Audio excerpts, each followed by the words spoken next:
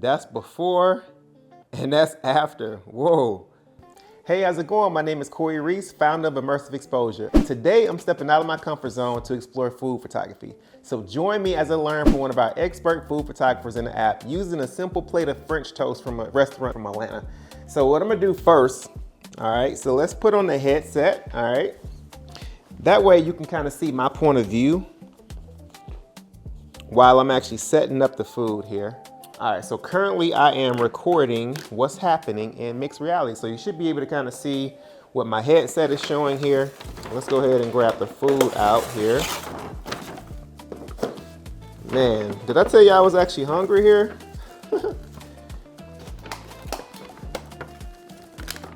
All right. So we have some potatoes. We also have, man, this lovely French toast. Wow, this looks really good, team.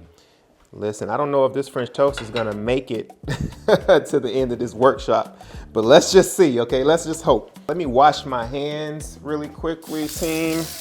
All right, first thing that we wanna do, I'm no food stylist, right? But, you know, we've all taken food photos and that type of thing. I would wanna set them up in a way that I think would be attractive to camera, okay? So I'm gonna put them here, all right?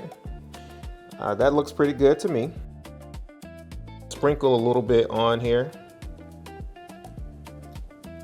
Once again, I'm no food stylist expert, but this is looking pretty cool to me. Let's go ahead and go into the app, okay? So you can kind of see what it looks like from the actual application. Okay, so now it's loading up. And what I definitely love about Immersive Exposure is it really gives you the opportunity to place yourself in a professional photo shoot from anywhere in the world. And that's kind of unmatched because it's not allowing you to just watch, but now you're able to interact as if you're directly on set with the photographer, right? In mixed reality, being able to really mimic the instruction that's being given, not just watching, which makes it super practical for you, okay? So let's just click into the training here. Hello everyone, I'm Ryan Carpenter with Ryan Aaron Photography, and welcome to my favorite food lens out there. So as you see, as he's kind of setting up the scene here, he's showing me exactly kind of what he's doing. I'm able to see where his light is positioned as well as in relation to where he's going to be photographing the actual food, okay? So one of the cool things about the app is if you see this button here, this is the mixed reality mode, right? So if I turn around right now, it's showing the inside of the actual studio environment, the virtual studio environment where the app takes place. But what I want to do is click on this icon here, okay? So now this has taken us to mixed reality mode. So now I'm able to see my actual environment, right? As well as see and understand and listen to the training as the instructor is actually instructing, okay?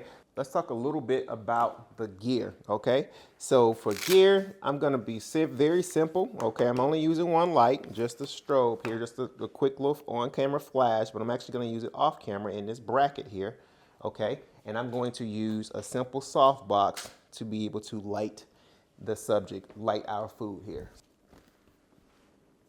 So now let's go back to the training and hear a little bit about what he's instructing us to do. Get your lighting right. So the first thing I do before I even mess with composition is make sure my lighting's right.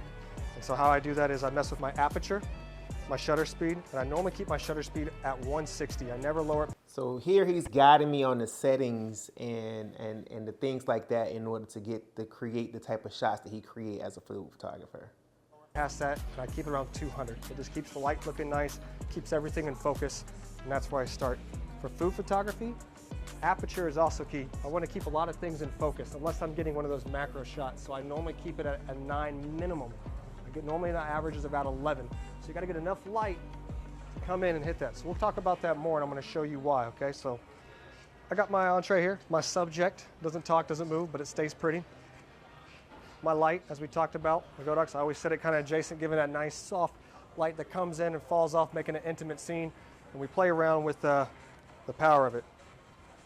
Okay, so now looking at what he has set up, okay, so he has the light off to the right, okay, coming across, and then let's look at his position in reference to where he's taking the photo. And we play around with the power of it. All the way from 1/1 of power or all the way down to 128. So I'm gonna stick about 1/8 of power. I'm at F9, 160 shutter speed. Let's just kind of see what we're looking at. First, I like to adjust the light and get that right, and then we start messing with composition and getting the shots that we want of the food. So let's see what we have here.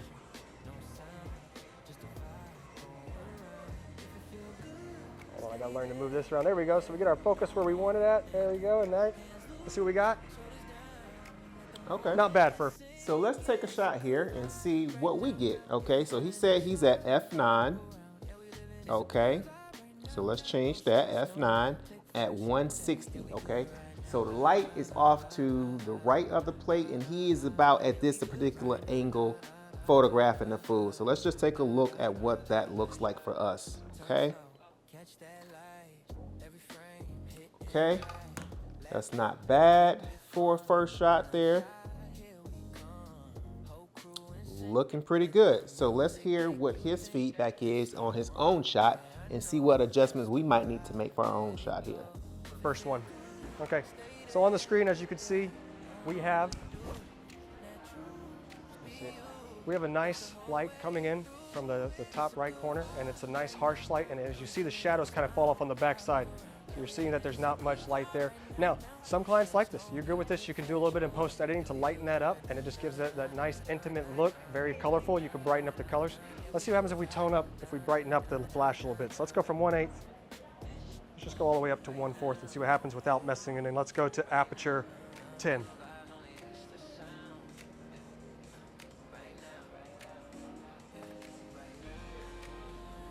See the difference? Harsher on that right side. You can see a little bit more of the blue. The table kind of comes out in color. And okay, so let's try that as well. So I'm noticing he's at about 160. He did raise the power of the light, and he has his ISO at 200, which I do have. Okay, so let's bump up the flash as well for us. Okay, we're at full power here because we do have a smaller flash here, and let's go ahead and take that up to 10 and see what we get.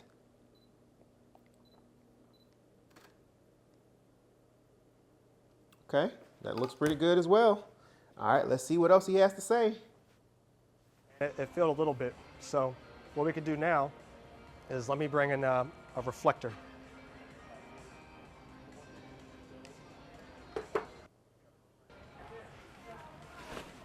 All right, this right here was one light, see that? Very nice. Now, these can also be bought easily. Different sides, you could do a diffuser. You got the gold side to warm stuff up, or a white side also to kind of give you more of a softer edge. So right now, for brightening it up, I'm just gonna keep it on the reflector side. And look, you can already see, can you see that on the camera? See how much it already reflects that light? So imagine this is gonna bounce off of this and fill in these shadows to give it more of a even, not as contrasty look. Okay, team, so we don't have a reflector, but we do have aluminum foil, okay? So this is going to be our reflector, okay? So let's just set this up here. Make sure we got this set up here. Yep, so what I'm gonna do is put this about right here. See if that'll stay up that way. See if we can get this to bounce the same way. I am kind of seeing a little bit of the reflection in the plate, so I'm assuming that it's gonna be the bounce that we need here. Let's see what that looks like. So that's set up here. It looks like this angle is gonna hit there. Let's check that out. Let's just come in a little tighter so we miss.